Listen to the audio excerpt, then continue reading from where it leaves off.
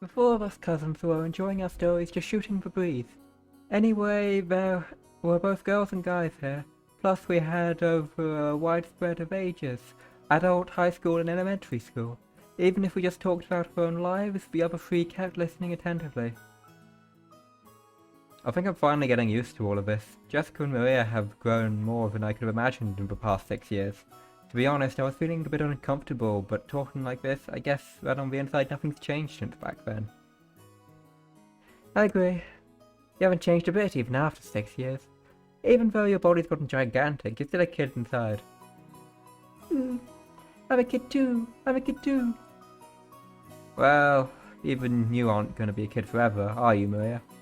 I mean, you're gonna transform from a kid into a cute young lady, aren't you? And when it happens, that flat to the board chest will reach Jessica's level, huh? When that happens, you gotta let me touch him, okay? It's a promise. What the Ooh. I'm not reading this. No, Maria. Can't make that kind of promise. That's bad, bad, bad. Ooh? I'm not... What? Why? Maria, you're an earnest good girl. The guy you'll marry is gonna be really lucky. Hey, stop trying to change the subject by making it sound pretty. Maria, I don't promise... Never happened. Never. Ooh. The promise is cancelled? Ooh. As I thought, that bachelor in our little quartet, this group of cousins just didn't feel complete. These 6 years have been kind of lonely. That's true, we don't really goof off like this. Still, we did have some pretty constructive conversations, right? Stuff about preparing for our future, exam taking, finding jobs. Oh, I'm sorry, so sorry. Now that I'm here, we can talk about stupid stuff and mess around. But I'm having more fun this year, ooh. That's true. I agree, this year is the most fun yet. Maria's sincere words probably spoke for everyone present. George stroked Maria's head, and she giggled like a happy kitten.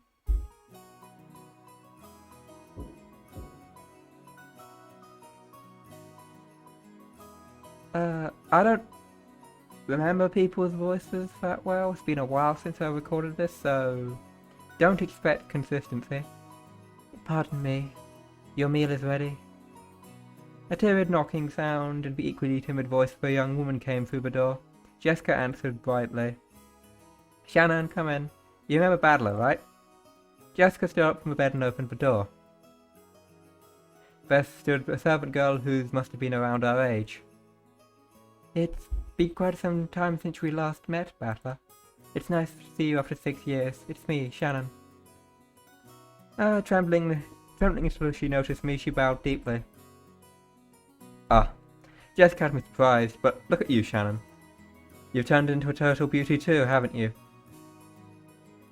You're too kind. Still, the food on the island must be really nutritional, huh? Fuck you. What do you eat?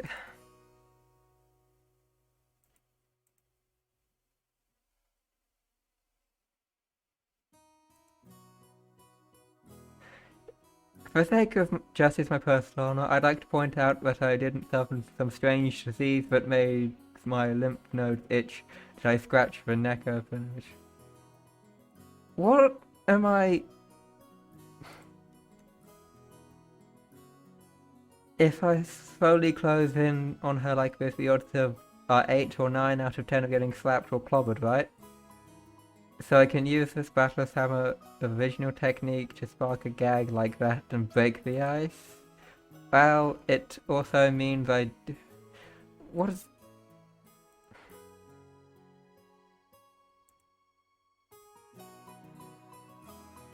What am I reading?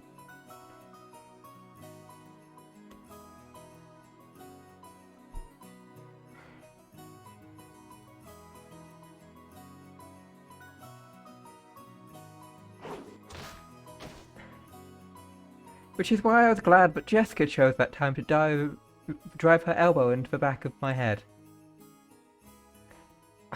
Thank you so much, Jessica. Why the hell are you thanking me? Seriously, my bad, Shannon. I almost got overwhelmed by your... More importantly, anyone who gets that close has gotta be a molester. You gotta fight back when people do that. But you are an important guest, Rattler. Now, look here, a pervert's a pervert, whether he's a guest or not. A girl's chest has got an air defense indication range of about 10 centimeters or so. Once someone trespasses within 2 centimeters, that's already an invasion of space. You better scramble the jets immediately and give them an instant slap.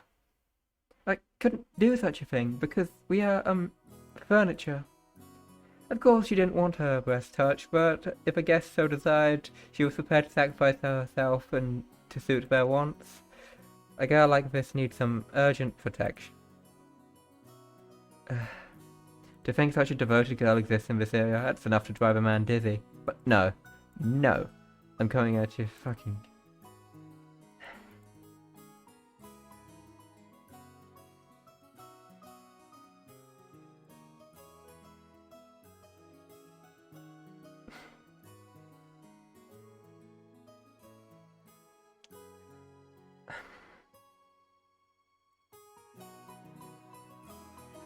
Can I just skip through this scene? You can read the text. I'm leaving enough time. You can also pause the video. I don't.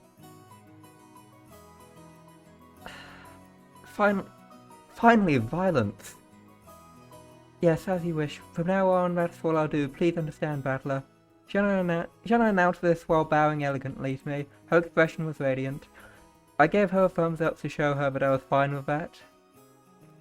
6 years ago, you might have been mistaken for a certain servant's daughter who lent a hand at your parents' work, but now you're a fully fledged adult servant.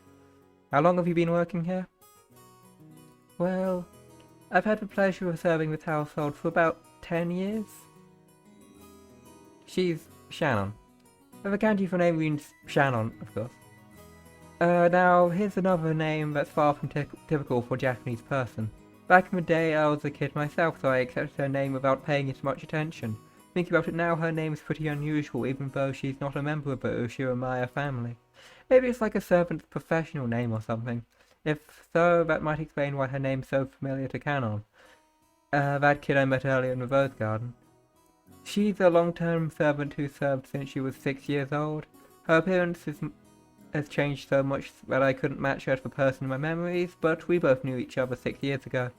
That shy part of her had always been there, but she did seem to have developed to be a law you'd expect of a girl that age.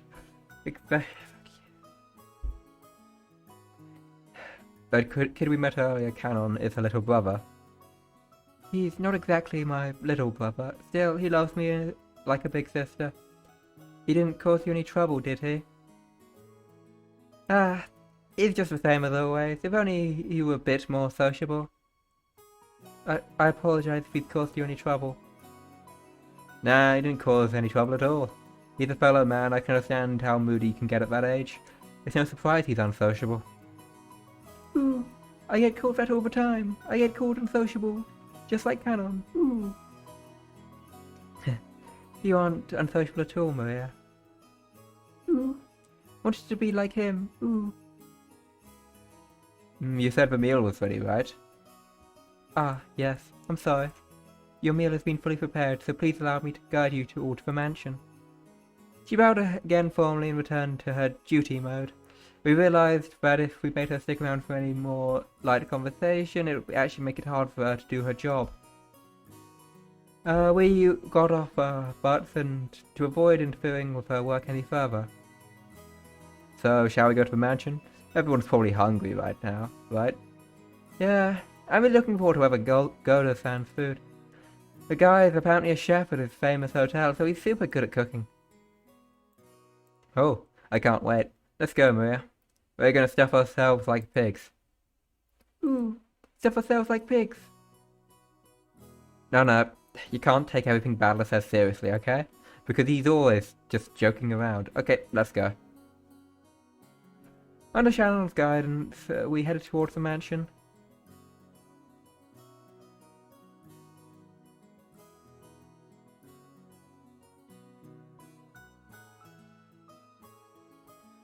Met once again by the magnificent rose garden, we continued onward as the intimidating mansion of the Ushiromaya head family came into view. Apparently it had been built so shortly after the war, so you could feel the dignity of almost half a century hanging on it. The building was gorgeous on the surface, but old as it was, the equipment such as AC and heating were apparently quite frail. According to Jessica, the midwinter was especially tough with all the drafts. Haven't these people ever heard of a kotatsu?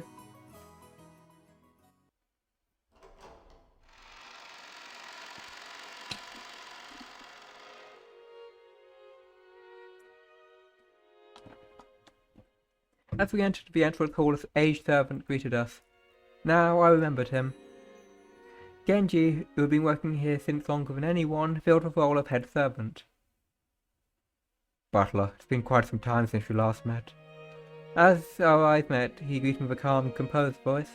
His bow wasn't as graceful or refined as Goda's, but despite its simplicity, it communicated his feelings very well. Genji, it's been quite a while. You look well. Thank you.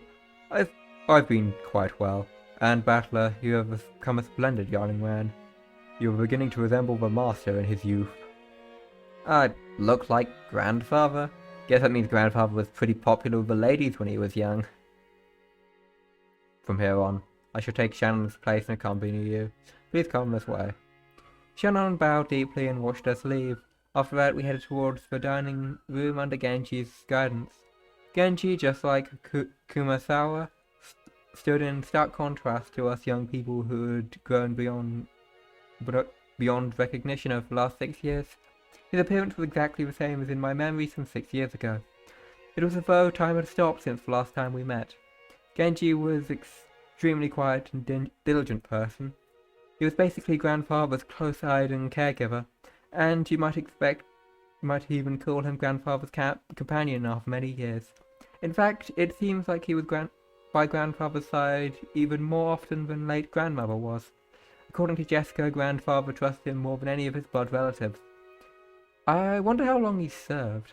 I've never got the details, but I heard something about him being here since the very beginning, when this mansion was first constructed, which would mean he's dedicated half his life to serving here. It's very easy to see why he's so trusted.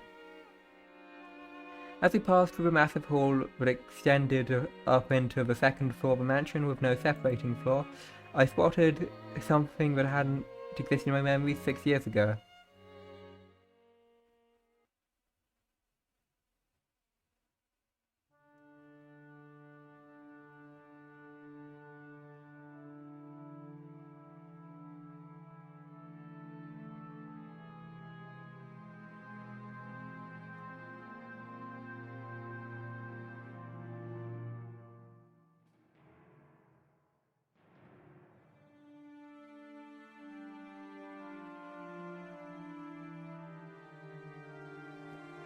It was an awfully big portrait hanging right in front of the stairs that rose to the second floor. Without thinking, I stopped walking, captivated by it. Since I'd stopped so fast, Maria, who was following behind me, ran into my back. Ooh? Sorry. Hey, Jessica, has that picture always been there? I pointed to the big prominently displayed portrait in the hall. Everyone else stopped too. Oh, right. When you last came here, that hadn't been hung up yet, had it? When was it again?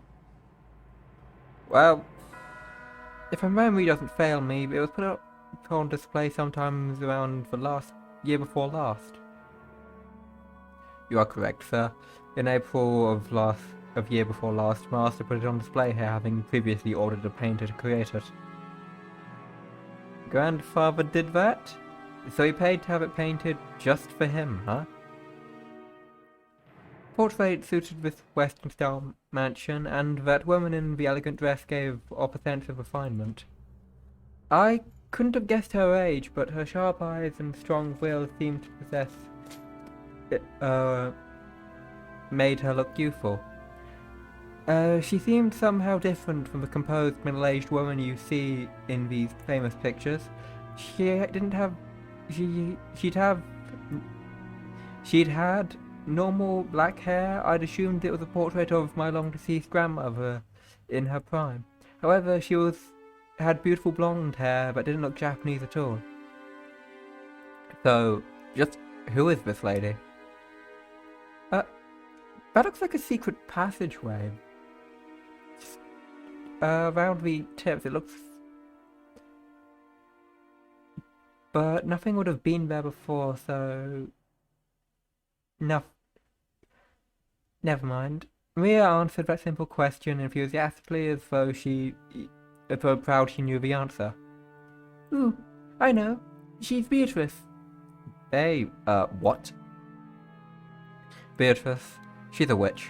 Didn't you ever hear the stories about her long ago? A witch? You mean the witch of this island? I think I already said this, but Rokkenjima is a small island only 10 kilometers in circumference. However, that's actually pretty massive considering the only either Umineko family lives here. So only the harbour and the area around the mansion were set up to be lived in. Beyond that, the island remained as untouched as when it was uninhabited. The vast empty forest had absolutely no lights, phones, or people passing through. To understand how dangerous this is, you need to forget your common sense as a city dweller. After all, if you happen to fall down a hole in the depths of a forest and sprain your ankle, no one would come save you, no matter how much you cried or screamed. Then, once the sun went down, the forest would be wrapped in complete darkness, since there were no streetlights. Since there were no signs, it would be easy to get lost and confused, losing your sense of direction inside that dark forest. Nowadays, most people see a forest as a peaceful place, but for people of bygone eras, before the light of civilization drove out the night, forests were geographically separated from civilizations as the sea. They were oceans above ground, fishermen who go out into the ocean putting their lives at risk despite their technical knowledge. In the same way, hunters go out into the forest and are in danger, despite having specialized knowledge of their own. If children would go out to play in such a dangerous forest, something terrible might happen. Somebody's parents must have thought so. Maybe grandmother first said it, or maybe it was grandfather himself. Or perhaps the story's been passed down on this island since ancient times. There's a terrible witch who lives in the forest, so you must not go in. At some point, this ghost story of Rokkenjima was born. The legend of Rokkenjima's witch. That's why when we talked about the witch of the island, we're referring to the master of that vast and savage forest. Come to think of it, when I stayed at this mansion as a little kid, during those eerie nights when the wind and rain pounded on the windows, I remember being terrified by a story of a forest witch who roamed around searching for human sacrifices. So, Beatrice, huh? When George mentioned it, I searched my memory and was sure I recalled hearing a name like that when I was little. I see. Still, I totally forgot about the witch in that legend. It had an elegant name like Beatrice. So, did grandfather go out of his way to have the portrait made, just because we grandchildren didn't believe in the story? She's the witcher from grandfather's Delusions. Ever since she had the picture hand, it's been harder and harder time telling the difference between truth and fantasy.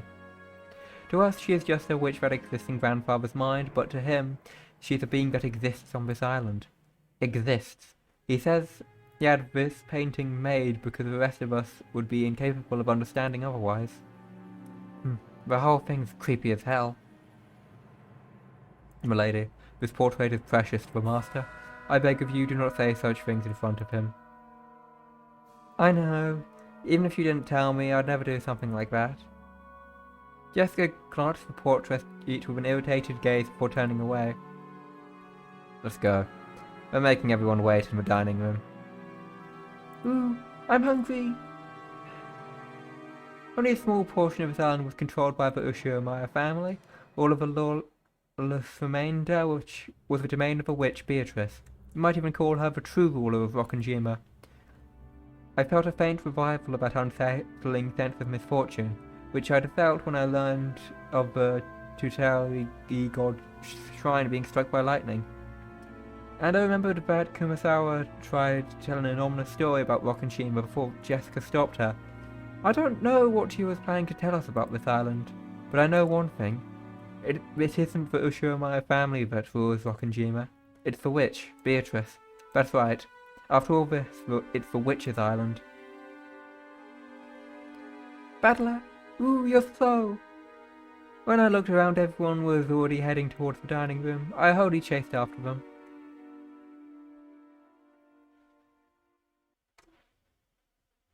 We walked up the huge double doors that led to the dining room. Genji knocked. "I've brought for children. Please pardon the intrusion." The doors opened and we were invited inside.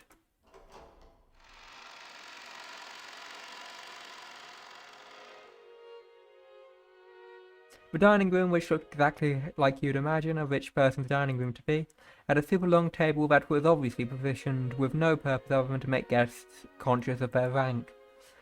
Our parents were already sitting in accordance to that ordering. "You're late, Brad. Hurry up and take a seat." The old bastard pressured us to seat. The only gaps were left were the spots we were supposed to sit, which made us feel our tiredness all the more. The seat at the head of the table, called the Incipient's chair, was for the most highly ranked, reserved for grandfather. It was still empty. He probably wanted to show a last dramatic effect. From the perspective of someone facing the Incipient's chair head-on, the seating order went from left to right, with the lower-ranking seats progressing in 2 rows further away from it. Though the left-handed side of the first row, closest to the Incipient's chair, was where Uncle Kraus should have sat, since he was the second highest in rank.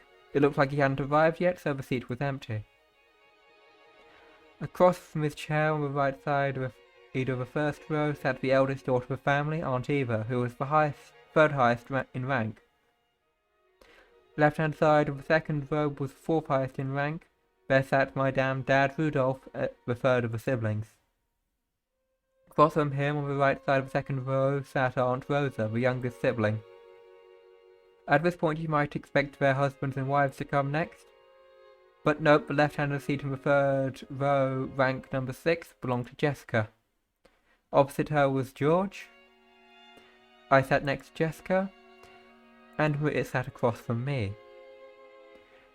Then finally came to me on the left side of the 5th row, and Aunt Natsui, the 10th highest in rank.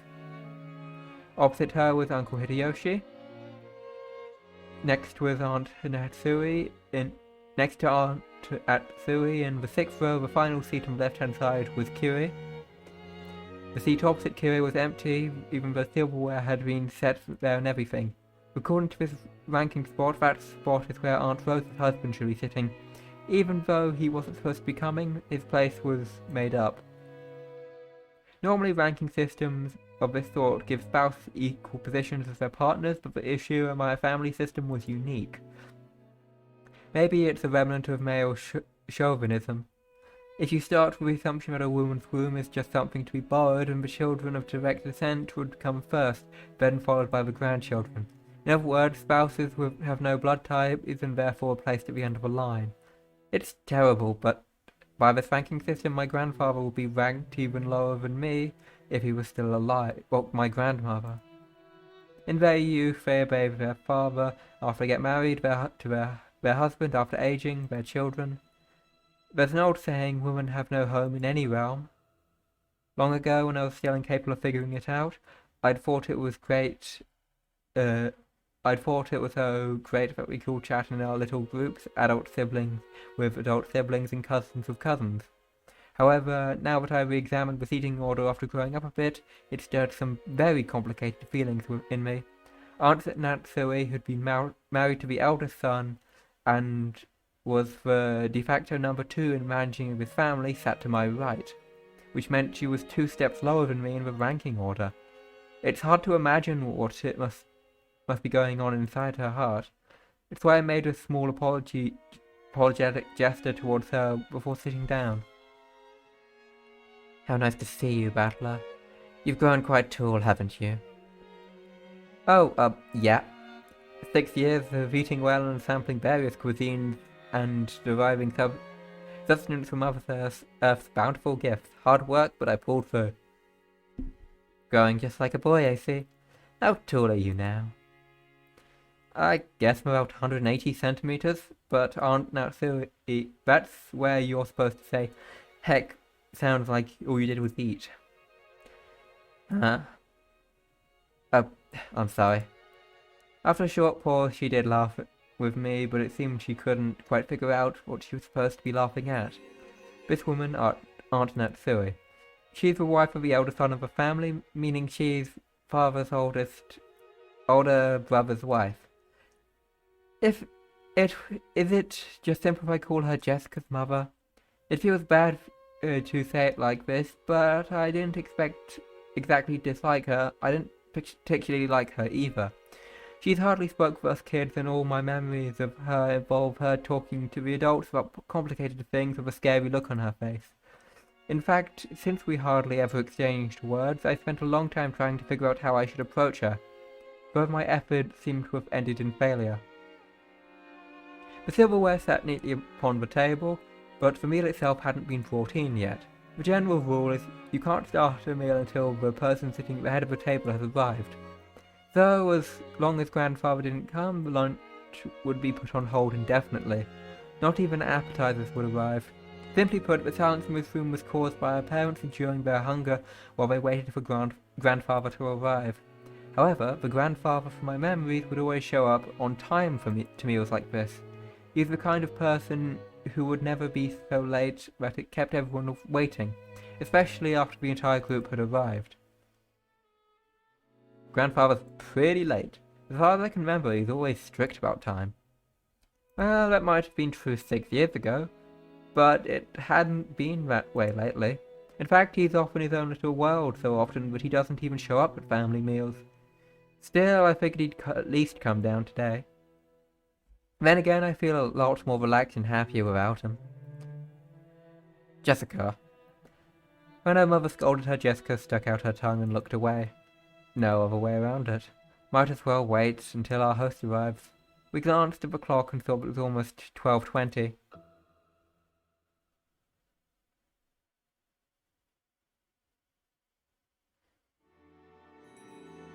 Ushua Kinzo, the aged family head of the Ushua head family, this man could be seen in his study.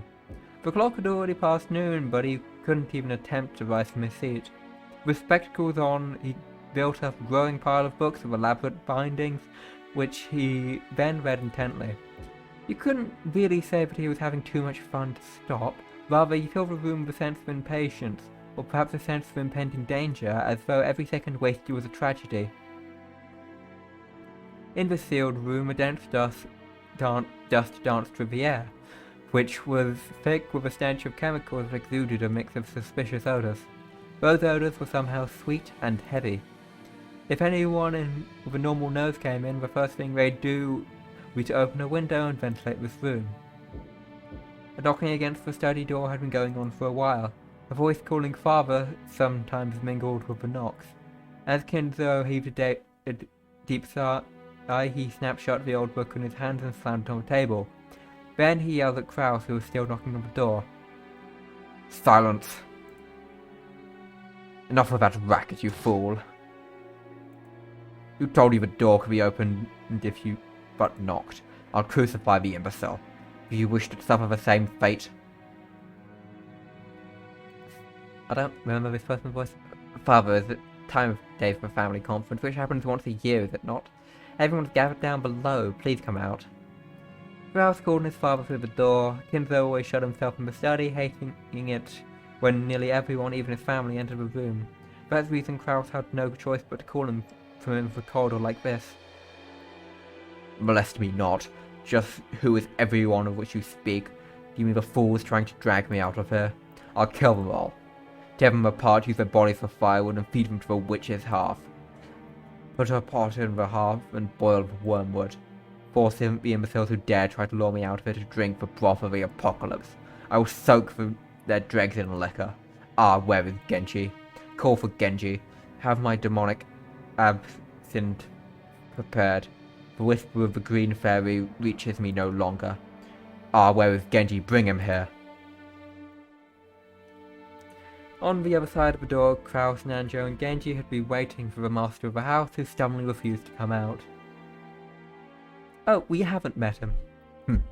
Looks like he hates me to the core. My voice doesn't reach him anymore. Strauss shrugged as though saying it's no use and smiled bitterly. From the beginning he hadn't expected his father to respond to his calls. However, since it was his duty as the elder son, he tried as a formality. Kinzo, your sons, daughters and grandchildren have come to see you, have they not? Could you let them see your face, if only for a short while? Shut up, be silent. You dare admonish me, Nancho? I never told anyone to get you. I told you to get Genji. Now call for him immediately. Time is short and the apostles are already raiding their trumpets, so why can't you foolish sheep understand? Kinzo slammed an old heavy book against the table over and over. The racket clearly expressed his great displeasure. Kinzo put his spectacles down and flew up from his chair. He spread his arms wide and open as if to sing to a packed opera house, as if appealing to someone, and yelled, Why? Why is there always something in my way?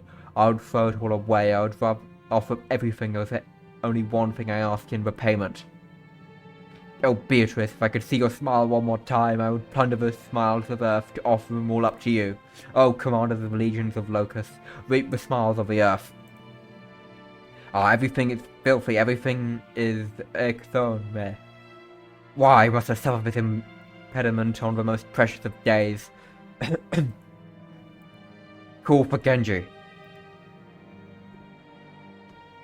I have no idea what he's yelling about. He's probably lost his mind by now. Rouse, isn't it a bit harsh to say things of your own father? My father's already dead. There's nothing here but a phantom of what my father once thought was. At any rate, as long as he has no intention of coming out, there's nothing we can do. Kinzo. The choking coughs continued to pour from the study.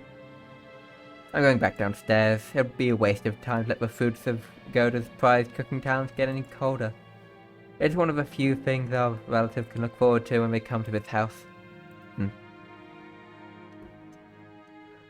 Kraus spun around. He looked at his watch, mumbling and acting as though he had wasted time doing something he knew would be in vain.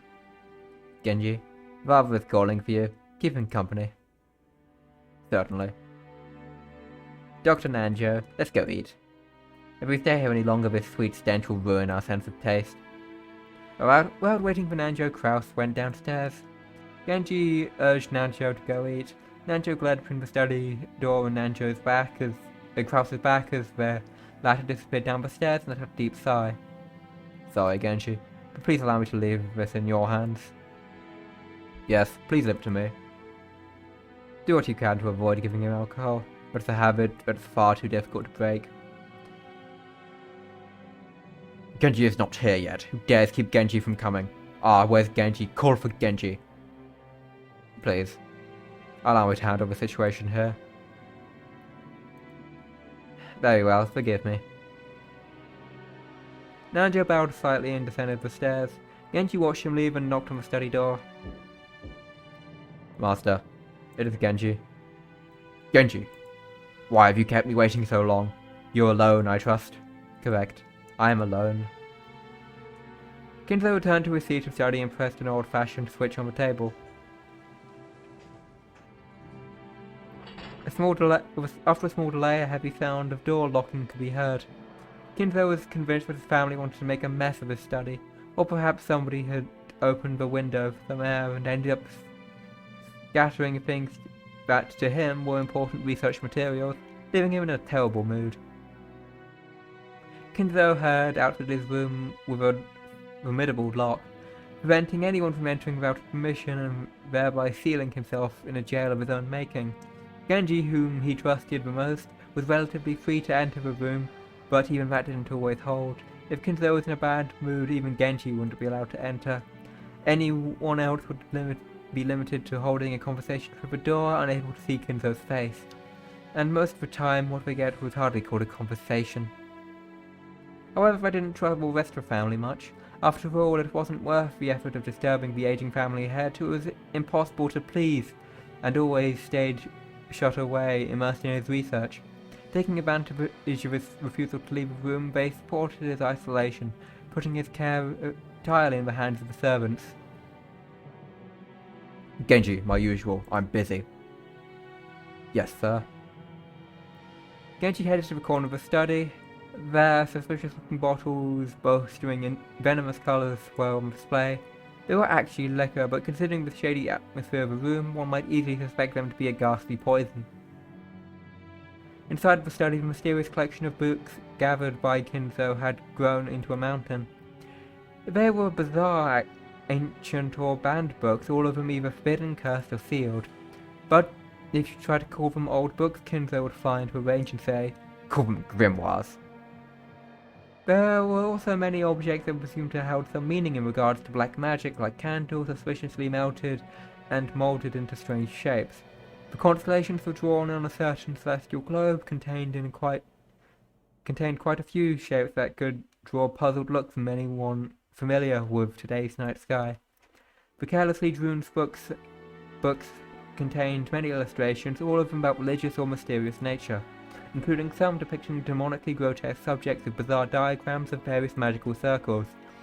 And above all, the sweet poisonous smell filled the room, profoundly assaulting the eyes and noses of those who entered for the first time.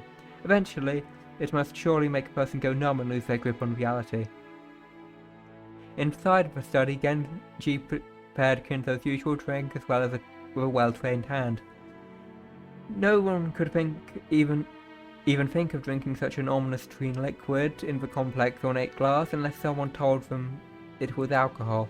He poured a little into a glass, then placed a cube of sugar and a strangely shaped spoon and poured water from a pitcher over it. Strangely, when transparent water was poured, the dark green liquid turned into a cloudy white.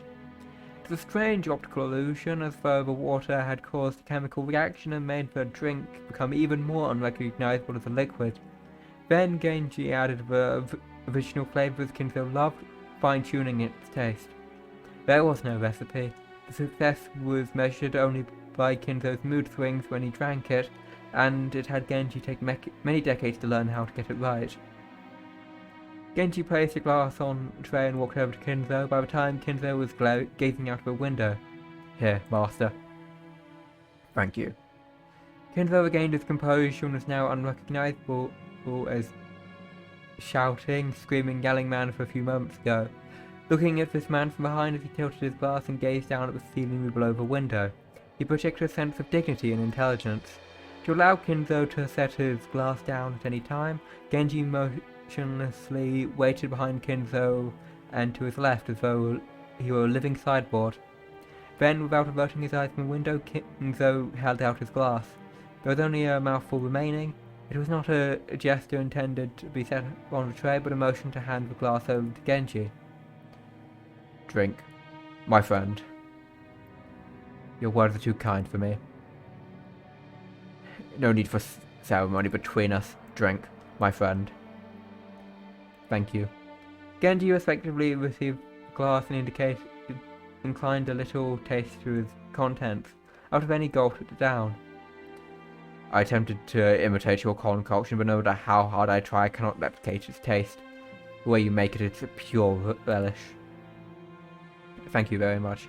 It is the fruit of your guidance, master." Kinzo smiled as the loyal subject who refused to put aside rank even when asked to. However, he was not making fun of him. His smile was relaxed as though chucking at a close friend's old, unshakable habit. "We have grown old together. I stopped counting the years long ago." "It's entirely thanks to you, master, that I've been able to live like this until today." Kinzo's gaze gave a faint smile, as if to say he didn't need any flattery. "Until now, you've served me exceedingly well. My sons call me eccentric. The servants that were once many have all quit in fear of me. Only you serve me even now." "Your words are more than I deserve." "My life will not last much longer. My sons are vultures, lazily waiting around for my inheritance to fall on their laps. Kraus is a fool who squanders money like water, who throws away 2 gold coins to obtain 1. Benny has the gall to claim he earned money. Eva is a slave to money, who thinks of me as a mere chicken. When I die, she plans to use my bones to make a broth. That dunce Rudolph wants to fool around with women. Rosa bore the baby of a man who came from nowhere and whom we know nothing. Jessica is a competent, uneducated. George is none of what it takes to be a man. Battles a fool who threw away the honor of the Ushiramaya family. And Maria is obscene to the eye. Why is the Ushiramaya blood so incompetent? Is there no one worthy to inherit the glory I built? Ah, of course, I know this is part of Beatrice's curse, I know it. Ah, you golden witch, are you trying to take revenge against me in this way? If you want to hate me, then do so. If you want to run away, then run. I won't let you go, I won't let you go, I won't let you go. You belong to me. You must always be in my arms, for all my life. You must stay in my birdcage for eternity, whispering only to me. Beatrice, why won't you smile back at me? Oh, Beatrice. Oh. After hollowing, Kenzo choked again. Genji set a tray down and rubbed his master's back. Genji's facial expression did not change. It was always like this. Oh, thank you, my friend. When his seemingly deranged fit subsided, Kinzo regained his composure once again. It was like seeing two different people, a wild Kinzo had composed, and a composed Kinzo living inside one body. And so, I've decided I cannot bear to spend my dimed remaining in light years procrastination like this. If I have one final coin to bet, then I choose to abandon the whims of the demon's roulette. The power of magic is always determined by the risk of the gamble. Like visiting a shrine of the Hour of the Ox in ancient Japanese sorcery to nail a cursed doll into a tree, magical power is produced specifically because of the risk it will be seen within 7 days the curse takes. The greater the risk, the stronger the magic power will be. Many miracles that happened in myth might be called crystallization of shocking magic power, with low probability of occurrence and astronomical risk. But Moses parted the waters of the sea was not a miracle of God, but a risk of a desperate situation, cornered by soldiers on the Red Sea shores, weighed upon the scales of slaughter and gave birth to a miraculous magic power. If the same thing occurred again on the same scale, the sea would surely fail to part. After all, Moses was able to magnificently summon a miracle engraved on but one of the countless innumerable results of the roulette of those with power. That is the force that can triumph over the astronomical odds. Indeed, good fortune can grasp miracles with its magical power itself. To obtain this mighty power, one must face the risk of despair. Those who possess no magical power may cause that desperation rather than a bet. However, people who truly do possess magical power can grasp hold of that miracle and make an enigma to come into being. And if that power exists within me, I'll seize that miracle. I'll have a chance to making the wish devoted to my life come true. Kinzo looked up to the sky outside the window. He spread his arms as appealing to someone in the skies. If only I were capable of grasping that miracle. Oh. Beatrice, show me your lovely smile once more. No matter how much time passes, your face does not vanish. I want to see your smile, that is all. I'll return everything you've granted me. I'll return all the glory I've gained since that day. Don't need fortune, prestige, or gold. I'll return everything you gave me. I just want to see you smile. I beg you, Beatrice. Oh. His nonsensical yells became a scream and then a wail. Kinzo slumped on the floor, tearing at it with both hands. Genji had no choice but to worthily watch over his master's lamentations.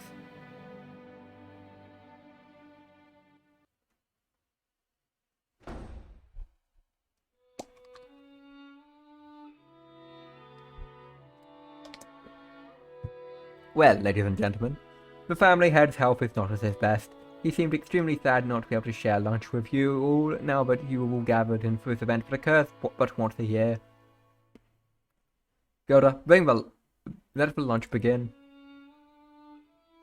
Certainly, I shall begin today's luncheon. Dr. Nanjo, is father's condition really that bad? Couldn't he have at least seen us face to face? It's more of a problem of mood than of psychological condition. As for that, there's no medicine I can prescribe. Hey, we're talking about his mood again. You gotta be kidding me. We took out time of our schedules during this damn busy autumn season just to come and find out how he's doing. And now he's... You should be happy, Rudolph. You know how he's doing. Or what would you rather take my place and try to persuade our ill-humoured father to come join us? Are you kidding? Rudolph shrugged. Apparently, though Rudolph was willing to be indignant at how self-centered Father was, he wasn't particularly disappointed to be spared the face-to-face meeting. Does it seem like his mood will improve before dinner? Grouse. I have no idea. If you want to know that, you should ask him directly. Although I think his mood will improve faster if we don't bother him. Genji is the only one who can get grandfather out of a funk. It's pretty pathetic, though, making your servants deal with your own parents' bad mood. Jessica, don't speak out of turn. She'd planned for her complaint to be heard only by her cousins, but it reached even Krause's ears. Scolded, Jessica scowled and turned away, sulking. If he's as cranky as they make him sound, he can't be that terribly sick, right? I mean, they're saying he's in a bad mood and he's not got no energy, which at least proves he's got his wits about him. It's because grandfather's especially strong willpower. However, it doesn't necessarily mean his blood will be able to keep up. Since last year, I kept saying that he has 3 months left. The initial diagnosis was correct. Grandfather's been prolonging his life by willpower alone. It's right for us to worry about him. Lunch started with a family head seat still empty. The man who should be sitting there had already grown old, and his brilliant glory would be built for Ushiramaya family in the span of a single lifetime was being forgotten. Even though they were beginning the meal with the seat still empty, no one felt that it was odd anymore.